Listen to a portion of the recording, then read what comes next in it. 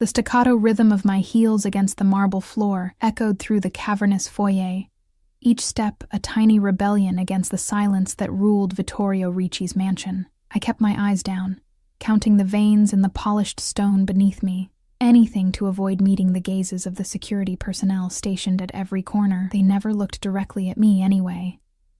To them, I was just another piece of furniture, another service worker who moved through these halls like a ghost. "More starch next time, Elena." Mrs. Petrov, the head housekeeper, had scolded me that morning, pinching the collar of one of Mr. Ricci's Egyptian cotton shirts between her bony fingers. "And be careful with the cufflinks. The sapphire set went missing last week." The accusation hung in the air between us, unspoken but clear. I wanted to tell her that I'd never steal, that my mother had raised me better than that, even after she was gone, but I needed this job more than I needed dignity. My father's medical bills weren't going to pay themselves, and being a live-in maid for one of Boston's most feared men came with benefits, health insurance being the most important one. The scent of lemon polish and leather permeated the West Wing as I pushed my cleaning cart toward the study. Mr. Ricci was supposed to be out until evening, a rare opportunity to thoroughly clean his private spaces without his intimidating presence.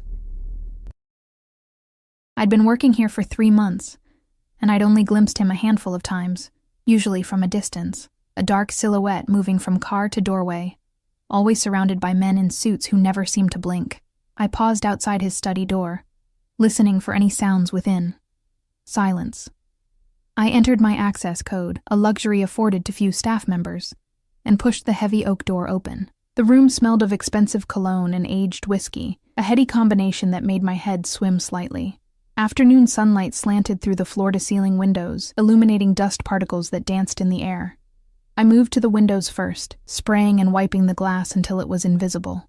My reflection stared back at me, dark circles under eyes the color of honey, brown hair pulled back in a severe bun, the plain black uniform that made me fade into the background. 25 years old and already disappearing. I worked methodically around the room, dusting leather-bound books, polishing the mahogany desk, and vacuuming the Persian rug. The minutes ticked by on the antique grandfather clock in the corner, each swing of the pendulum reminding me that my time alone in this sanctuary of power was limited. When I reached his desk, I hesitated. We were strictly forbidden from touching Mr. Ricci's papers, even to straighten them, Mrs. Petrov had warned. But several documents had fallen to the floor, and a glass with amber liquid residue sat dangerously close to what looked like important contracts. I carefully moved the glass, wiping the ring of moisture it had left behind. As I bent to collect the papers, a name caught my eye. Cardelli, my father's cardiologist. I froze, my heart suddenly hammering in my chest. I shouldn't read this. I knew I shouldn't, but my eyes were already scanning the document, a list of names with numbers beside them. Enormous numbers. My father's name was there too, with a figure that made my stomach drop. The sudden sound of voices in the hallway sent a jolt of panic through me. I quickly gathered the papers, trying to arrange them exactly as they had been. But in my haste, I knocked over the glass, sending whiskey splashing across the desk and onto the front of my uniform. "Shit!" I hissed, frantically dabbing at the liquid with my cleaning cloth. The voices grew louder, and I recognized one of them, the low, resonant tone that could only belong to Vittorio Ricci himself. My hands shook as I tried to clean up the mess, but it was too late. The study door swung open. Time seemed to slow as he entered. In person, he was even more imposing than the glimpses I'd caught. Tall and broad-shouldered, he filled the doorway with his presence. Black hair, slightly graying at the temples, was swept back from a face that could have been carved from stone, all sharp angles and cold symmetry. But it was his eyes that held me frozen in place, dark as midnight and just as fathomless. Behind him stood 2 of his ever-present guards, and a man I'd never seen before, thin and nervous-looking, clutching a briefcase to his chest like a shield. Mr. Ricci's gaze moved from my face to the wet documents on his desk, then to the empty glass in my hand. His expression remained perfectly neutral, which somehow terrified me more than anger would have. "Sir, I'm so sorry," I stammered, my voice barely audible. "I was just cleaning and—" "Leave us," he said, not to me, but to his companions. The nervous man looked relieved, but the guards hesitated. "Now," Mr. Ricci added, his voice soft but carrying an unmistakable edge. The men retreated, closing the door behind them. I was alone with him. The silence stretched between us, thick enough to choke on. "You're reading my documents," he stated finally. Not a question. "No, sir," I lied instinctively, then immediately regretted it as his eyebrow arched slightly. I saw them on the floor and was picking them up. I didn't mean to—" "Your name?" he interrupted. Elena Russo." "You're new." 3 months, sir." He moved closer, and I fought the urge to step back. His cologne enveloped me, sandalwood and something darker, more primal. He reached past me, his sleeve brushing my arm, and picked up the damp papers. I noticed his hands, strong, with long fingers and perfectly manicured nails. A heavy gold signet ring adorned his right hand. "Do you know what these are, Elena Russo?" he asked, his voice deceptively casual. I shook my head, the lie bitter on my tongue. "Your father is Michael Russo," he continued, his eyes never leaving my face. "Admitted to Massachusetts General 4 months ago. Congestive heart failure." The floor seemed to tilt beneath me. "How do you—" "I know everyone who works for me." He set the papers down and circled around me, like a predator sizing up prey. "Everyone who lives under my roof." "I didn't steal anything," I blurted out.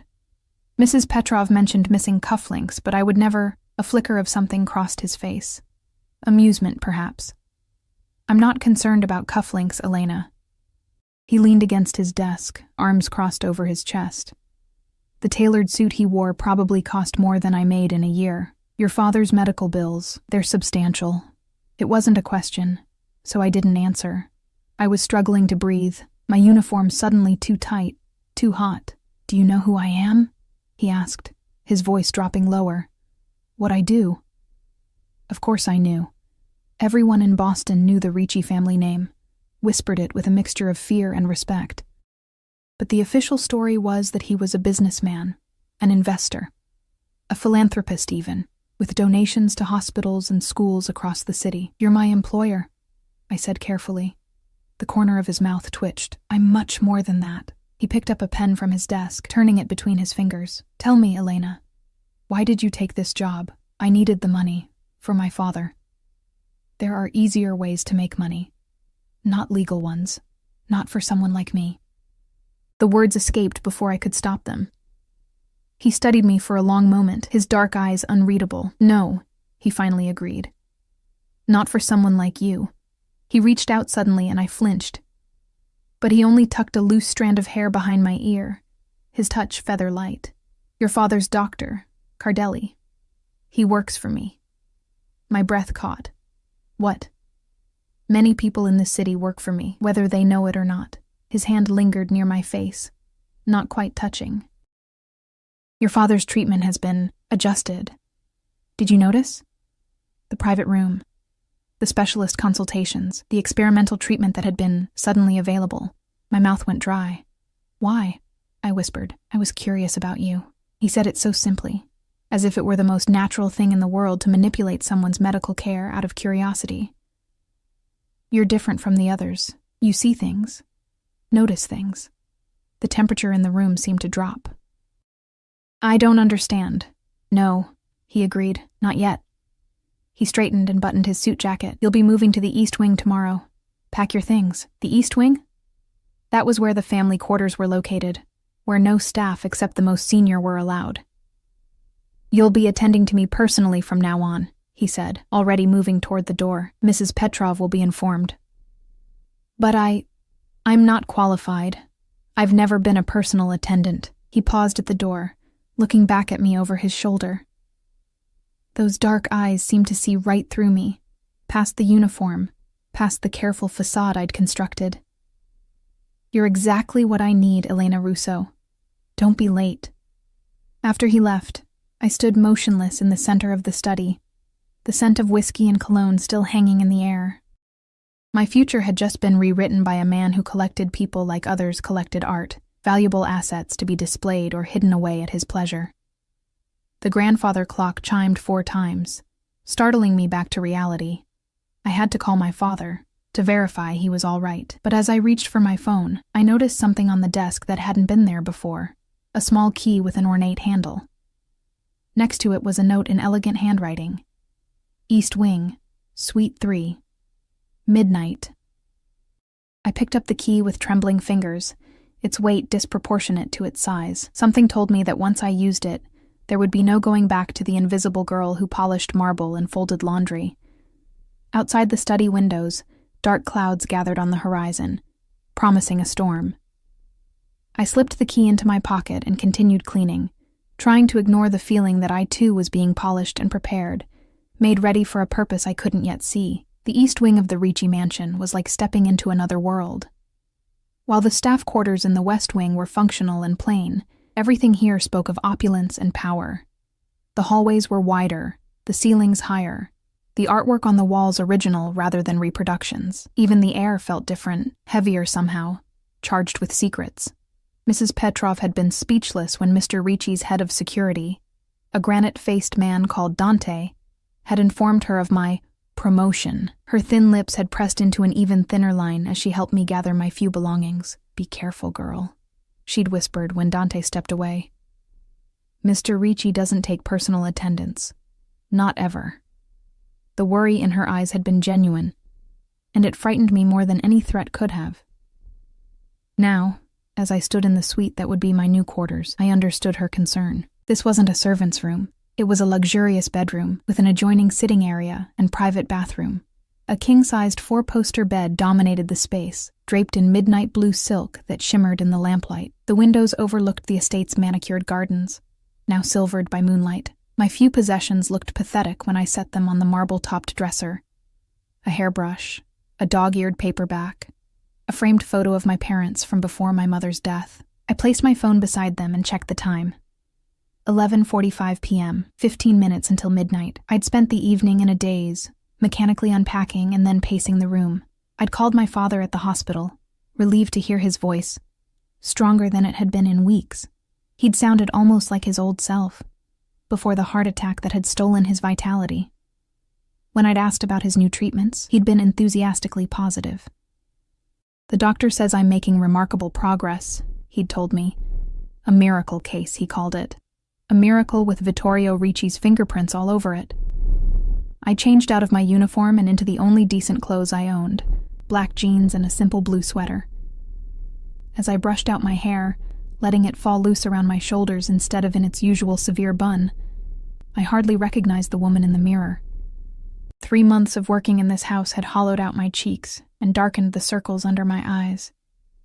But there was something else there now, too. A wariness, a hardness that hadn't been there before. At 11:58, I took the key from my pocket and left my room. The hallway was dimly lit and silent. I moved quietly, following the numbering on the doors until I reached Suite 3. My heart hammered against my ribs as I slid the key into the lock. It turned smoothly, and the heavy door swung open without a sound. The room beyond was dark except for a single lamp burning on a side table. It illuminated what appeared to be a private study, smaller than the main one downstairs but no less imposing. Floor-to-ceiling bookshelves lined one wall, while another featured a large fireplace with dying embers glowing in the grate. A leather sofa and 2 armchairs were arranged in front of it.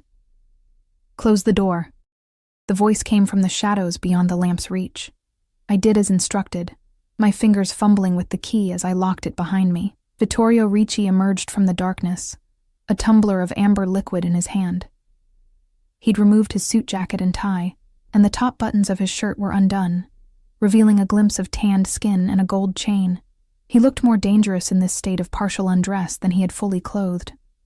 "Sit," he said, gesturing to one of the armchairs. I perched on the edge, my back straight, hands folded in my lap. He took the seat across from me, studying me over the rim of his glass as he took a sip. "Do you know why you're here, Elena?" "No," I answered honestly. "You're here because you saw something you weren't supposed to see, and because you lied about it." He set his glass down.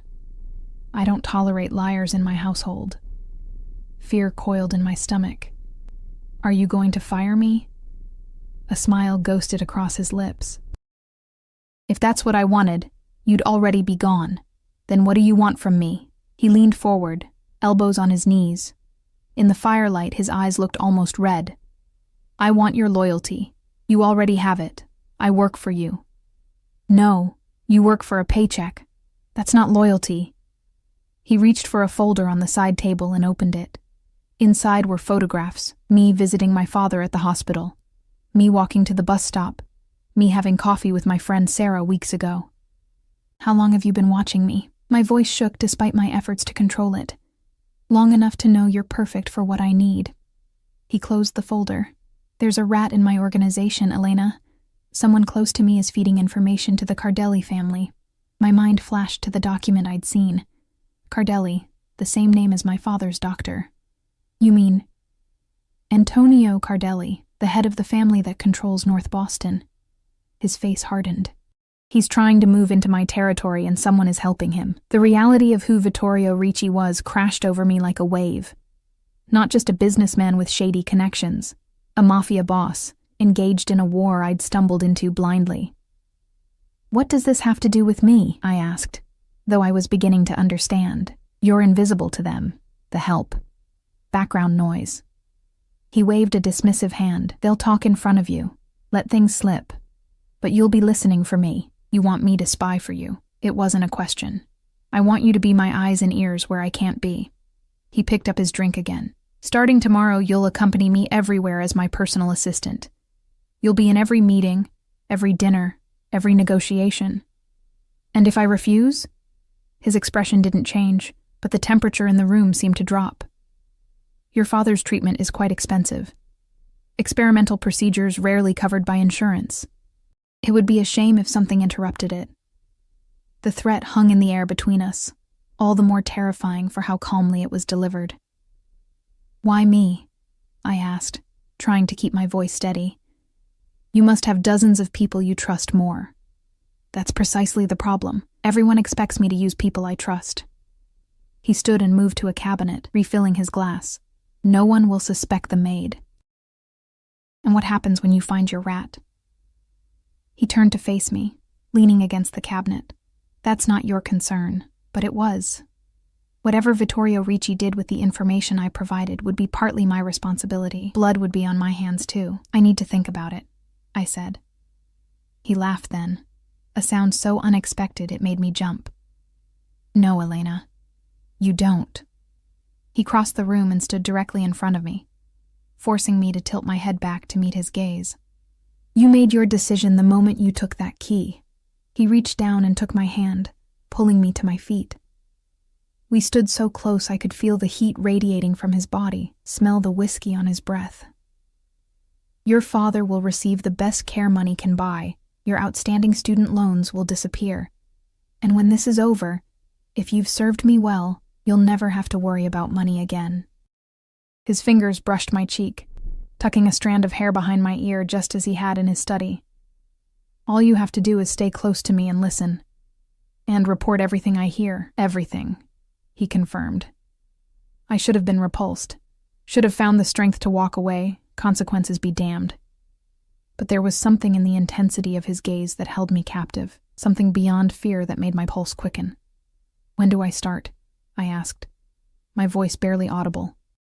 His smile was slow and victorious. You already have. He stepped away, breaking the spell. Tomorrow morning, 7 a.m., wear this. He handed me a garment bag that had been hanging by the door. You're no longer staff, Elena. You're an extension of me now. You'll dress accordingly. I took the bag, feeling the weight of expensive fabric within. One last thing. He moved to his desk and withdrew a small black box. When he opened it, a delicate gold necklace nestled on velvet, a small diamond pendant catching the light. A gift to mark our new arrangement.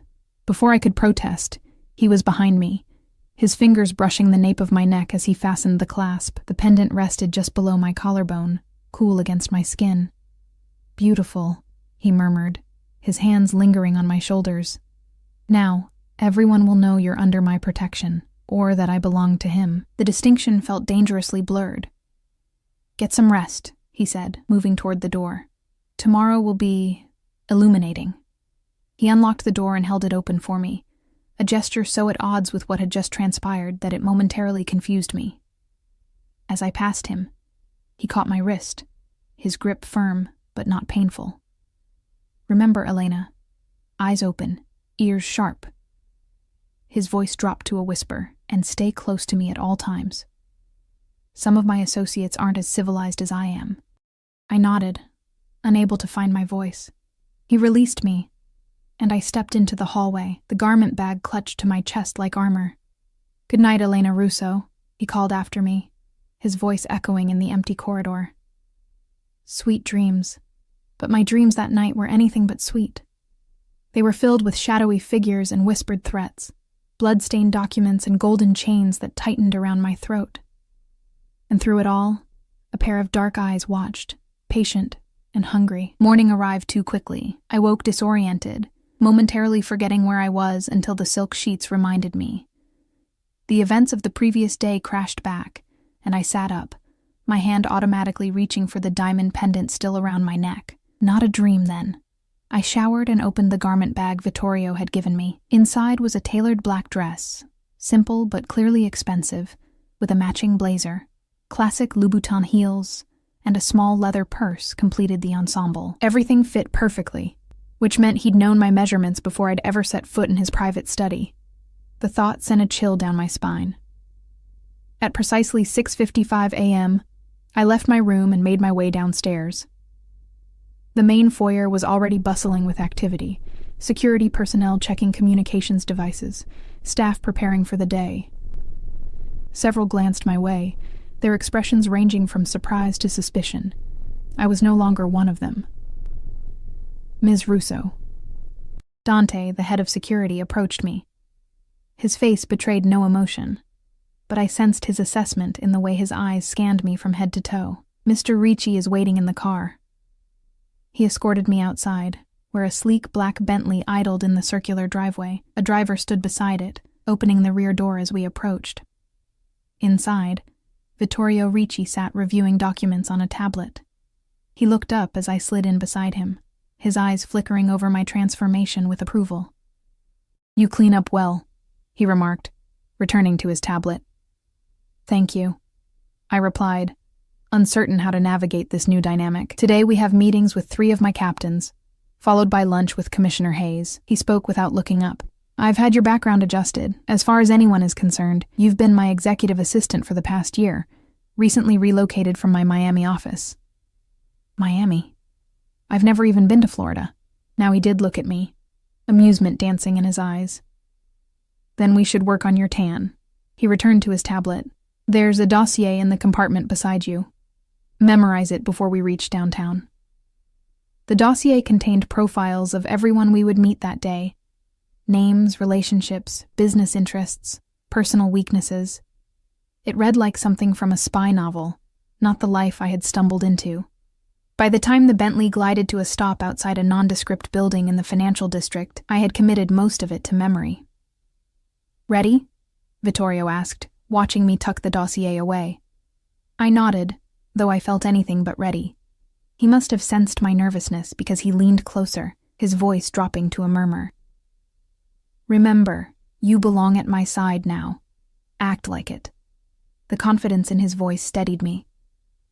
I straightened my shoulders and followed him out of the car, conscious of the way the security detail immediately formed a protective circle around us.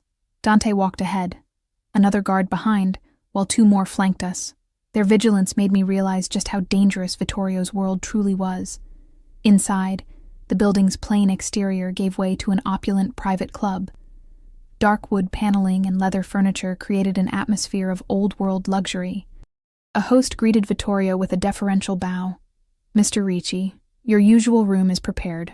As we moved through the club, conversations hushed and heads turned.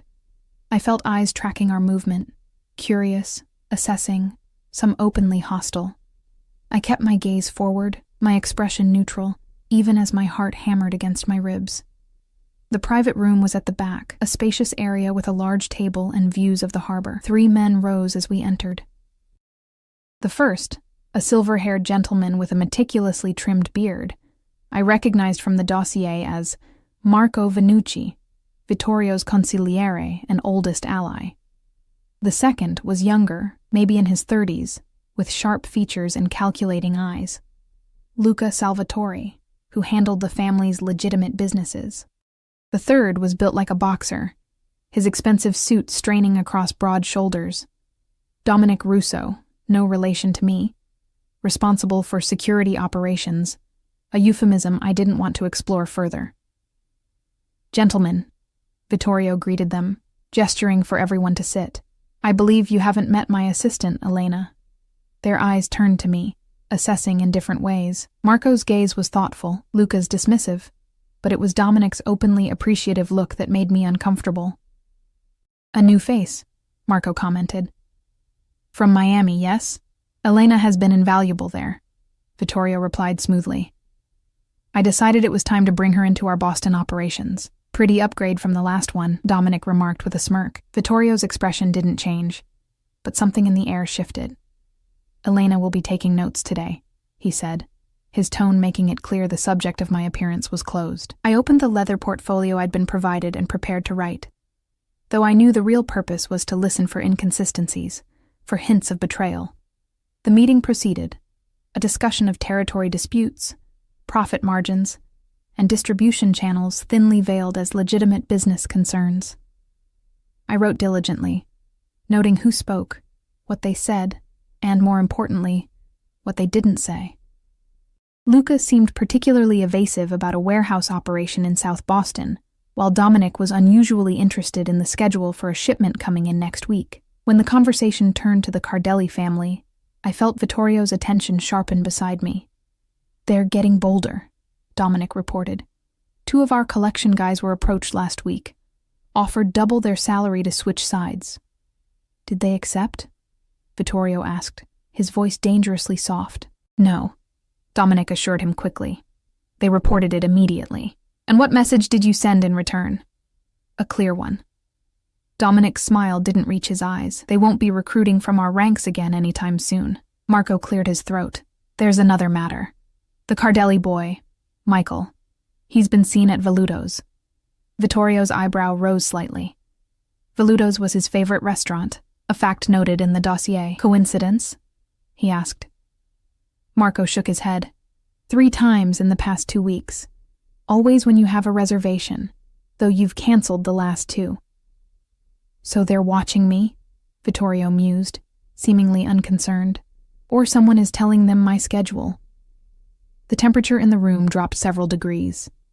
No one spoke for a moment, each man suddenly very interested in their drinks. "Increase security," Vittorio finally said.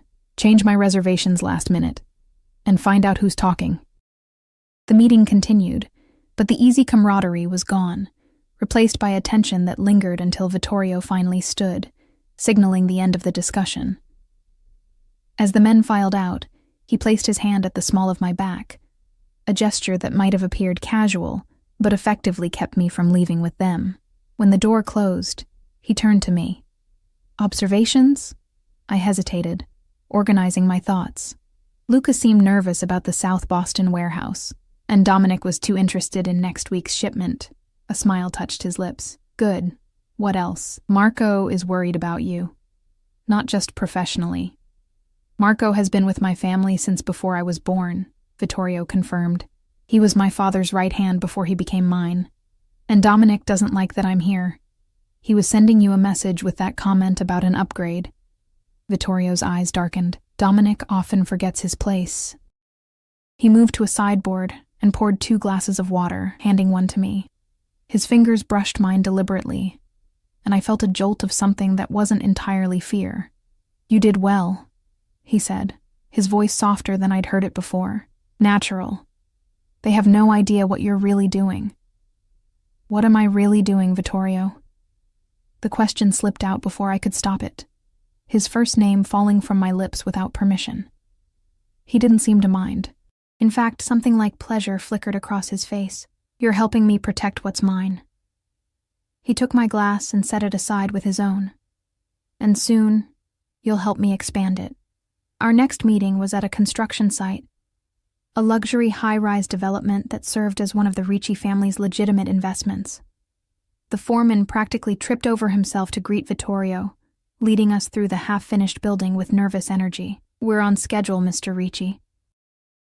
The foundation issues on the east side have been resolved, and the structural work is ahead of schedule. Vittorio nodded, asking occasional questions that demonstrated a surprising knowledge of construction. I stayed close behind him, noting how workers straightened as we passed, how conversations halted mid-sentence. As we toured the upper floors, still open to the elements with breathtaking views of the city, Vittorio pulled me aside while the foreman conferred with an engineer. "What do you see?" he asked quietly. I scanned the site. They're using different materials than what's in the plans. I'd noticed the discrepancy in the blueprints the foreman had shown us versus the actual construction. Vittorio's eyes gleamed with approval. "Very good, Elena." He turned to the foreman, his voice hardening. "Mr. Foster, a word." What followed was a masterclass in controlled intimidation. Without raising his voice or making a single explicit threat, Vittorio reduced the foreman to a stammering, sweating mess, extracting a confession about kickbacks from subcontractors for using cheaper materials. "You have until tomorrow to fix this," Vittorio concluded, his tone conversational, but his eyes cold. "Or I'll fix you." In the elevator down, I stood closer to Vittorio than necessary, unnerved by what I'd witnessed. "You're afraid of me now," he observed, not looking at me. "Should I be?" His eyes met mine in the mirrored walls of the elevator. "That depends on whether you're loyal." "I don't have a choice, do I? We all have choices, Elena." The elevator reached the ground floor, and he placed his hand at the small of my back again as the doors opened. "It's the consequences we can't escape." Lunch with Commissioner Hayes was at an exclusive club overlooking the harbor. The police commissioner was a florid-faced man with the forced joviality of someone who had compromised his principles so long ago, he barely remembered having them. He greeted Vittorio like an old friend, his eyes lingering on me with undisguised interest. "And who is this lovely addition to your staff, Vittorio?" "Elena Russo, my executive assistant," Vittorio replied, his hand once again finding the small of my back. There was something possessive in the gesture that hadn't been there before. "Elena, Commissioner Hayes oversees Boston's finest." "A pleasure, Ms. Russo," Hayes said, taking my hand and holding it a moment too long. "Likewise, Commissioner," I replied, keeping my expression professional despite my discomfort.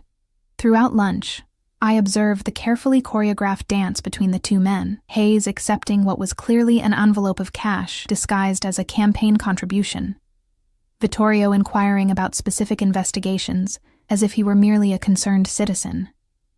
The corruption was so blatant it was almost disappointing. "One more thing," Vittorio said as dessert was served.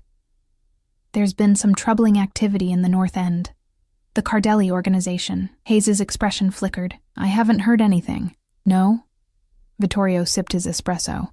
"That's curious. My sources tell me they're expanding aggressively, moving product through the docks your officers patrol." The commissioner shifted in his seat. "I'll look into it personally." "Please do." Vittorio's tone was pleasant, but his eyes were arctic. I'd hate to think my contributions were being divided among competing interests. After Hayes left, visibly rattled, Vittorio turned to me. "What did you notice?" "He knew about the Cardellis," I said immediately. "He was lying." Vittorio nodded, looking pleased. "The commissioner has been on my payroll for 8 years, but lately his loyalty has become flexible." "You think he's the one feeding information to the Cardellis? Perhaps, or he knows who is." He checked his watch. "One more stop before we return home." The final meeting of the day was at a small Italian restaurant in the North End, the very territory controlled by the Cardelli family. I tensed as we entered, noting how Dante and the security team seemed on high alert. "Is this safe?" I whispered to Vittorio. His hand squeezed my waist lightly. No one would dare touch me in broad daylight. A dangerous smile played at his lips. "Besides, sometimes it's good to remind your enemies you're not afraid to walk in their backyard." The restaurant owner greeted Vittorio effusively, kissing both his cheeks and leading us to a private room in the back. There, a middle-aged woman waited, elegant in a simple black dress, her dark hair streaked with silver. "Vittorio," she said, rising to embrace him. "It's been too long." "Isabella." He returned her embrace warmly. "You look well." She turned to me, curiosity in her sharp eyes. "And who is this?" "Elena Russo, my new assistant," Vittorio replied. "Elena, this is Isabella Cardelli, Antonio's sister." My blood froze. We were meeting with the enemy, with the sister of the man Vittorio had described as trying to take over his territory. I struggled to keep my expression neutral as Isabella assessed me with calculating eyes. "Russo," she repeated. "Any relation to the Russos of Providence?" "No," I replied, finding my voice. "My family isn't connected." She smiled, though it didn't reach her eyes. "Everyone is connected in some way, dear." Over a meal of exquisite pasta and wine I barely tasted, I watched the strange dance between Vittorio and Isabella. They spoke of neutral topics: art exhibitions, mutual acquaintances, reminiscences of times past, while underneath ran currents of something deeper and more dangerous. "Antonio asks after you," Isabella mentioned casually as dessert was served. "Does he?" Vittorio's tone was equally casual. "You can tell my old friend I'm in excellent health." "He'll be pleased to hear it." She sipped her wine. "He's always admired your resilience. And I've always admired his ambition. Misplaced though it often is." Their eyes met in what seemed like a silent battle of wills. I held my breath, feeling like I was watching two predators circle each other. "Such a shame we can't all be friends again," Isabella finally said, breaking the tension. "Like in the old days." The old days are gone, Isabella." Vittorio's voice was soft but firm. "Some bridges can't be rebuilt once they're burned." As we prepared to leave, Isabella took my hand in both of hers. "Take care, Elena Russo," she said, her grip surprisingly strong. "Working so closely with Vittorio can be hazardous to one's health." "I'll keep that in mind," I replied, meeting her gaze steadily. Outside, twilight was falling over the city, casting long shadows between buildings. As we walked to the car, I felt Vittorio's hand at my back again, more protective than possessive now. "Why did we meet her?" I asked once we were safely inside the Bentley. "She's the enemy's sister. Keep your friends close, Elena," he replied, looking out at the darkening streets. "And your enemy's close enough to kiss." The car pulled away from the curb, carrying us back toward the mansion that had become both my prison and my protection. In less than 24 hours, my world had transformed completely. I had entered Vittorio Ricci's inner circle, seen the corruption and power that fueled his empire, and somehow remained standing. But as I watched his profile in the fading light, I couldn't shake the feeling that I had only glimpsed the surface of the dangerous game I was now playing, and that the most treacherous current still lay ahead. The next 2 weeks passed in a blur of meetings, private dinners, and clandestine encounters that gave me an increasingly clear picture of Vittorio Ricci's empire. By day, I stood at his side, the perfect assistant, efficient, observant, and always one step ahead of his needs. By night, I reported everything I had seen and heard, watching as he pieced together the puzzle of betrayal with cold precision. I learned that Vittorio's organization extended far beyond Boston, with interests in New York, Miami, and even overseas. I learned that his legitimate businesses, real estate, import-export, construction, generated almost as much revenue as his illicit operations. And I learned that the war with the Cardelli family had deeper roots than simple territorial disputes. "Antonio and I grew up together," Vittorio told me one evening as we sat in his private study. The hour was late, and he had loosened his tie, a glass of whiskey in hand. Our fathers were allies, then partners, then enemies. History repeating itself. "What happened?" I asked, emboldened by the quiet intimacy that had begun to develop between us during these late-night debriefings. A shadow crossed his face. Antonio's sister, Isabella, the woman we met. She and I were engaged once. The revelation startled me. "You were going to marry into the Cardelli family?" "It was arranged by our fathers. A merger of empires." His eyes were distant, focused on memories. "But Antonio was jealous. He always wanted what I had. When I took over after my father's death, he couldn't stand that I outranked him. So he poisoned the relationship, spread rumors about me to Isabella, about Isabella to me, and the engagement ended, in blood. Vittorio confirmed, his voice hardening. My younger brother confronted Antonio. They argued. My brother ended up dead in the harbor. I gasped softly. Did Antonio... He denied it. Isabella believed him. Vittorio drained his glass. 2 months later, Antonio's right-hand man was found in a similar condition. The families have been at war ever since. And Isabella, she still talks to you? Family is complicated in our world, Elena. He set his glass down and leaned forward. Isabella plays both sides, always has. She's loyal to her blood, but she and her brother don't always agree on methods. The complexity of these relationships made my head spin. Alliances formed and broken over decades, resentments nurtured like precious heirlooms, violence always simmering just below the surface. I think I'm getting closer to identifying our problem, Vittorio said, changing the subject. Thanks to you. I had become adept at watching for patterns, for inconsistencies in what people said versus what they did. Dominic's over-enthusiastic reports of dealing with the Cardelli encroachment, Commissioner Hayes's nervous evasions, Luca's unexplained disappearances during critical meetings. You think it's one of your captains? I stated, rather than asked. I know it is. He rose and moved to stand by the window, looking out at the moonlit grounds. The question is which one, and how to draw them out. He turned to face me, his expression calculating. I've been thinking about that. We need to set a trap. What kind of trap? We'll feed different information to different people. See which version reaches the Cardellis. He moved closer, his eyes never leaving mine. But for this to work, we need to give them something significant, something they can't ignore. Like what? Like me. His voice dropped lower, or more specifically, like you. A chill ran through me. I don't understand. He sat on the edge of his desk, directly in front of my chair. From now on, Elena, you and I will be more than employer and assistant in the eyes of my organization. Much more. Understanding dawned. You want people to think we're involved, intimately.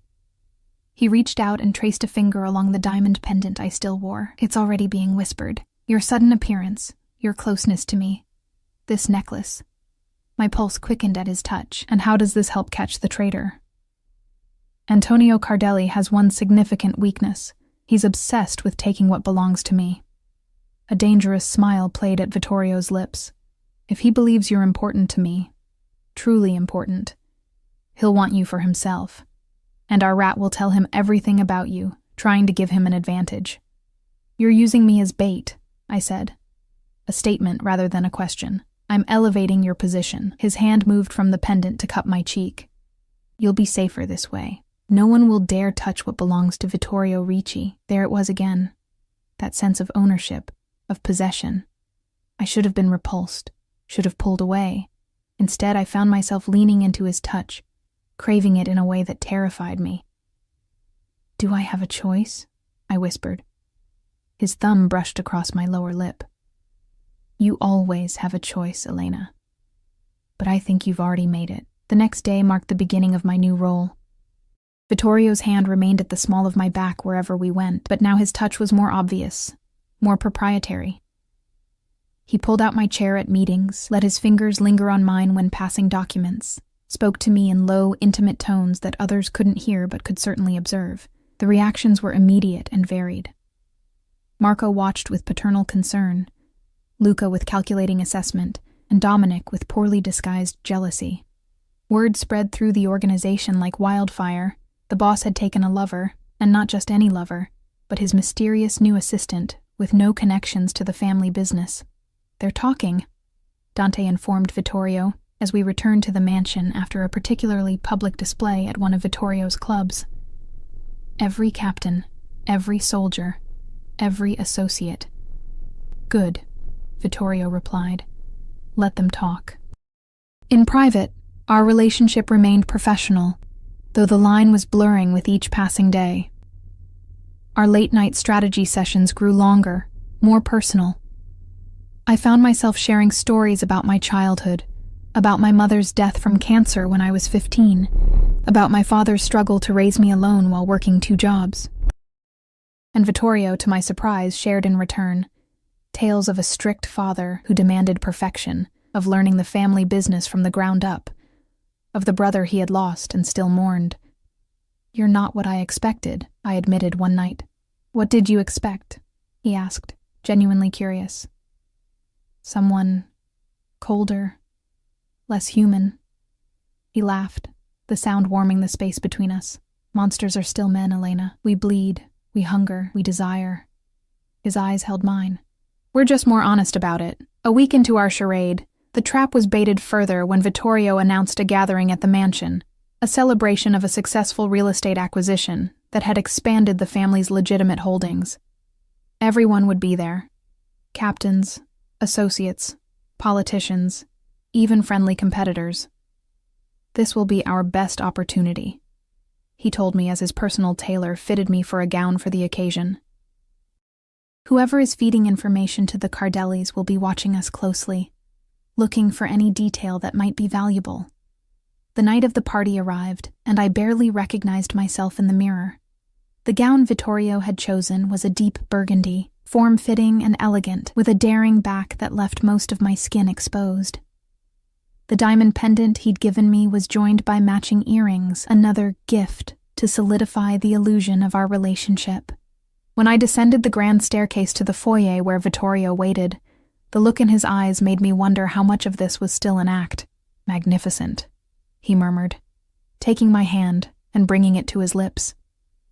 The mansion's ballroom had been transformed for the occasion, crystal chandeliers casting golden light over the assembled guests. I recognized many faces from our meetings and encounters over the past weeks, along with politicians, judges, and business leaders whose support Vittorio had purchased one way or another. As we circulated through the crowd, Vittorio kept me close, his hand a constant presence at my waist. He introduced me not as his assistant, but simply as Elena, his tone making it clear that no further explanation was needed. I felt the weight of stares following us, some curious, some envious, some openly hostile. Dominic, in particular, watched from across the room, his expression darkening each time Vittorio's hand slipped lower on my back, or his lips brushed my ear. "He's seething," I whispered to Vittorio during a momentary reprieve. "Dominic has always wanted what he can't have," Vittorio replied, his breath warm against my skin. "It makes him predictable." As the evening progressed, the charade became increasingly difficult to maintain, not because I couldn't play my part, but because I was no longer certain how much of it was an act. The way Vittorio looked at me, touched me, spoke to me seemed to transcend our arrangement, awakening feelings I had fought to suppress since that first day in his study. We were dancing, his hand splayed possessively across my bare back, when he suddenly stiffened. Following his gaze, I saw Isabella Cardelli entering the ballroom, resplendent in silver, her arm linked with Commissioner Hayes's. "I didn't invite her," Vittorio murmured, his grip on me tightening. "She came with Hayes," I observed. "That seems significant."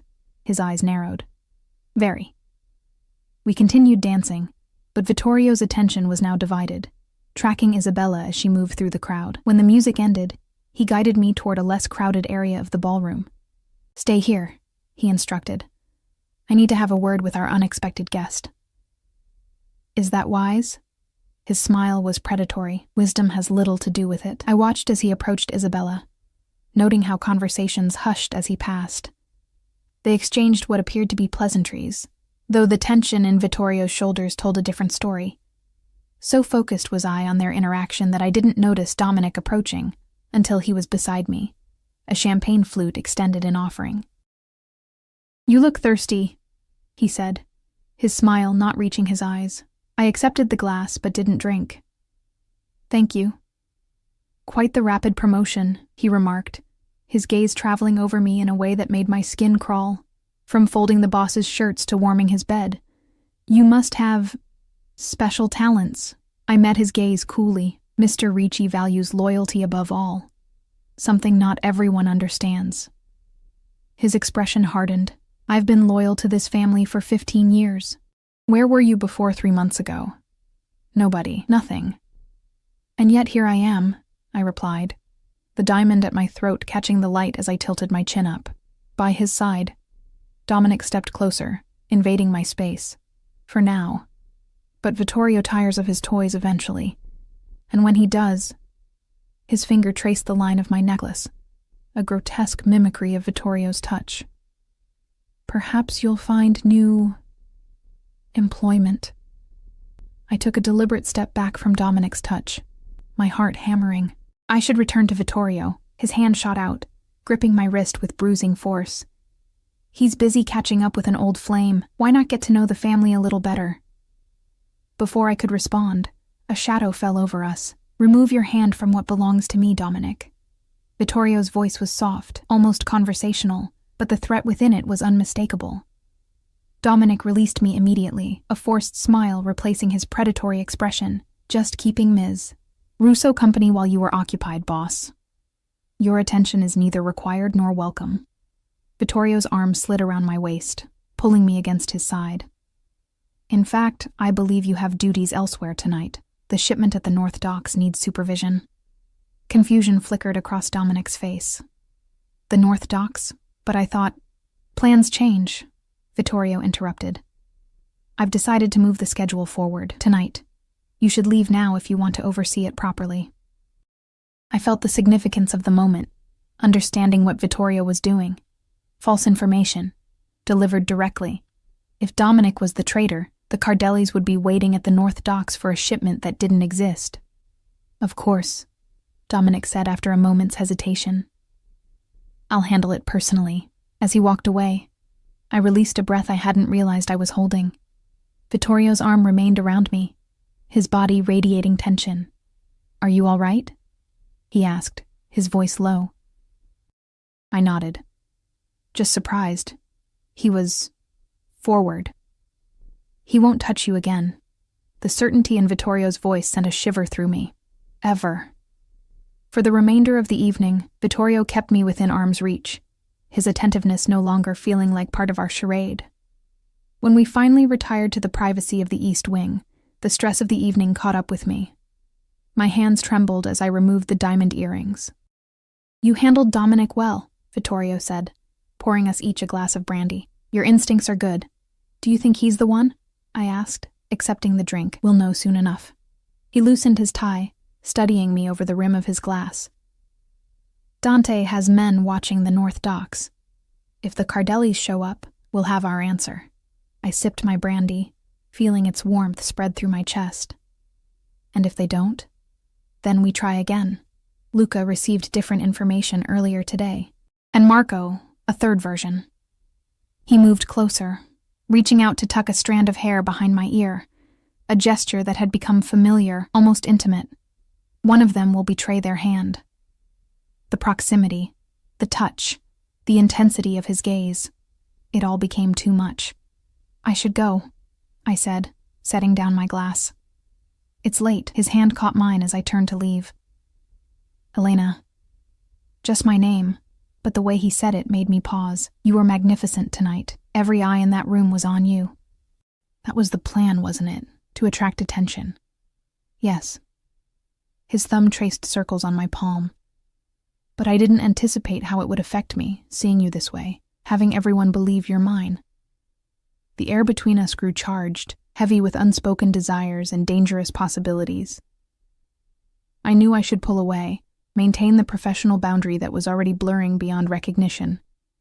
Instead, I found myself swaying toward him. Vittorio. My voice was barely a whisper. His phone rang, the harsh electronic sound shattering the moment.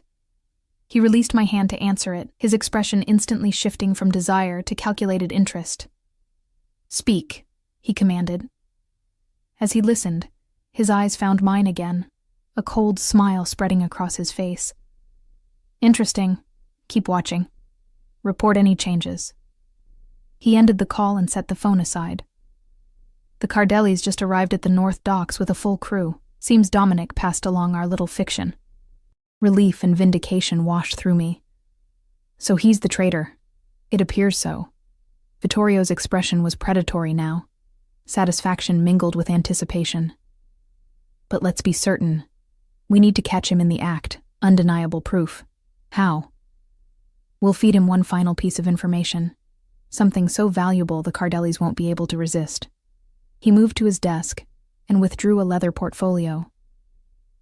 The complete list of our distribution network, transport routes, and security protocols. The crown jewels of our operation. My eyes widened. You'd risk that? It's a fake, of course, but convincing enough. He handed me the portfolio. Tomorrow morning, you'll take this to the safe in my downtown office. Make sure Dominic sees you doing it. Let him overhear you telling me it's been secured. What if he tries to take it himself? Vittorio's smile was cold. That's exactly what we want him to do. The next day, I followed Vittorio's plan precisely. Dressed in another impeccable outfit, I carried the portfolio conspicuously through the downtown office where Dominic was meeting with security personnel. I made a point of entering the code to Vittorio's private safe, placing the portfolio inside with deliberate care. When Dominic approached me afterward, his manner was overly casual. Important documents? I gave him a cool smile. Mr. Ricci values my discretion regarding his business affairs. Of course. His eyes flickered to the safe and back. Just making conversation. That evening, I reported the exchange to Vittorio. He was definitely interested. Good. Vittorio checked his watch. The office will be mostly empty by now. Let's see if our fish takes the bait. In Vittorio's private security room, we watched live camera feeds from the downtown office. 2 hours passed with nothing of note. I was beginning to think we had misjudged when a figure appeared on the screen, moving furtively through the darkened hallways. Dominic? Vittorio confirmed, leaning forward. We watched as he entered Vittorio's office, went directly to the safe, and entered the code. The same code I had deliberately used in his presence. The safe swung open, and Dominic quickly located the portfolio, flipping through its contents with evident satisfaction before tucking it into his jacket. We have him, Vittorio said, his voice deadly soft. What happens now? I asked, though I feared I already knew the answer. Now? He turned to me, his eyes dark with promised violence. Now we close the trap. What followed was a blur of activity. Security teams were mobilized, orders given in terse, efficient commands. I remained by Vittorio's side, watching as he orchestrated Dominic's downfall with the precision of a conductor leading an orchestra. He's heading east on the turnpike, reported one of the security team, tracking Dominic's car. Looks like he's heading for the Cardelli territory. Let him deliver the package, Vittorio instructed. I want Antonio to receive it personally, then bring them both to the warehouse.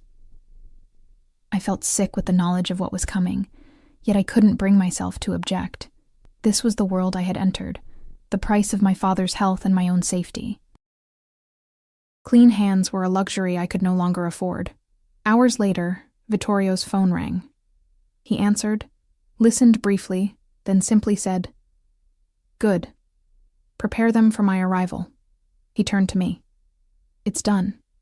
Dominic was caught meeting with Antonio Cardelli himself. They're both secured. What will you do to them?" I finally asked. "What must be done?" He studied my face. "This troubles you." It wasn't a question, but I answered anyway. "Yes." "Because you think I'm going to kill them." I remained silent, which was answer enough. Death is sometimes necessary in our world, Elena, but it's rarely the most effective punishment. He reached for his suit jacket. "Come with me. See for yourself." I should have refused, should have drawn a line between witnessing corruption and witnessing whatever was about to happen. Instead, I found myself in the Bentley beside him, driving to an industrial area near the harbor. The warehouse was nondescript, the kind of building no one would look at twice. Inside, it was cavernous and dimly lit. In the center of the concrete floor, 2 men knelt with their hands bound behind them, Dominic, and a man I recognized from photographs as Antonio Cardelli. Dominic's face was already bloody, one eye swollen shut. Antonio appeared untouched, but pale with fear.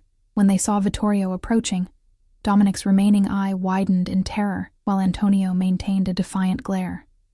"Vittorio," Antonio greeted, his voice surprisingly steady. "This is beneath even you. Betrayal is beneath me," Vittorio replied calmly. "Yet here we are." He circled the kneeling men slowly, like a predator toying with cornered prey. 15 years, Dominic. 15 years of trust, of prosperity, of protection. And you sell me out for what? Money? Power? He stopped in front of his former captain. Or was it just jealousy?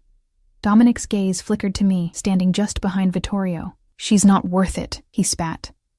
Whatever you think she is, she's just a maid. Trash you lifted from nothing. Vittorio's hand shot out, gripping Dominic's jaw with bruising force. She is worth 100 of you. Loyal, intelligent, and mine. He released him with a shove that sent Dominic sprawling. You never understood what makes a person valuable. He turned to Antonio. And you. Did you really think I wouldn't notice your pathetic attempts to infiltrate my organization? Did Isabella know what you were planning? Antonio's expression faltered at the mention of his sister. Leave her out of this. I intend to, Vittorio replied. In fact, by tomorrow, she'll be the head of what remains of the Cardelli family, a position you're about to vacate. I expected gunshots, knives, the violence I'd been dreading. Instead, Vittorio simply nodded to Dante, who approached with a laptop and a stack of documents. Sign, Vittorio ordered Antonio. Every page. What is this? Antonio asked, suspicion evident. The transfer of all Cardelli holdings to your sister's name, your resignation from every company board, your confession to 3 federal crimes I've selected, enough to keep you in prison for 20 years. Vittorio smiled coldly. Your life, in exchange for your empire. Antonio's face drained of color. You can't do this. I already have. Vittorio checked his watch. FBI agents are currently raiding your home with a warrant based on anonymous tips. They'll find exactly what I want them to find. The only question is whether you'll be arrested, or whether you'll be found with Dominic in the harbor. The choice was clear, and Antonio knew it. With shaking hands, he signed every document, effectively surrendering everything he had built. When it was done, Vittorio turned to Dominic. As for you, I'm more traditional with traitors.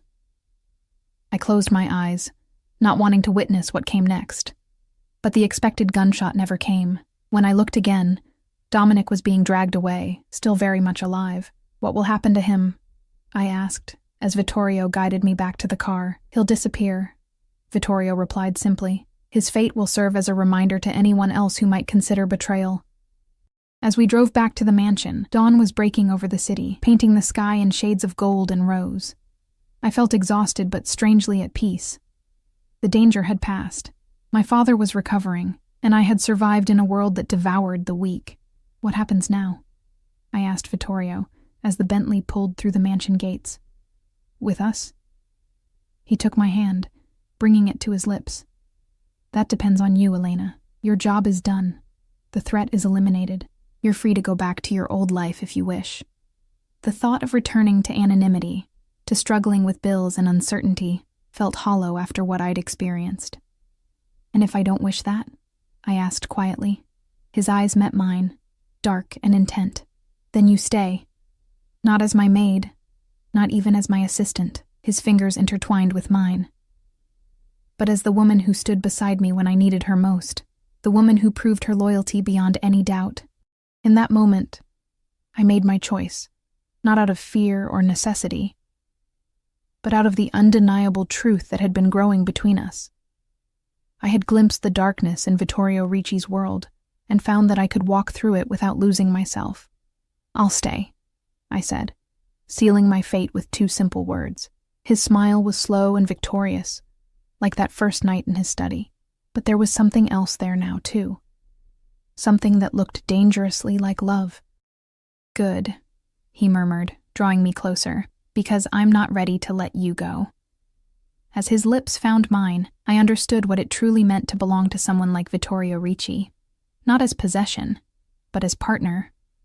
Equal in a world where power was the only currency that mattered, and for the first time since stepping into his mansion, I didn't stand behind him. I stood beside him.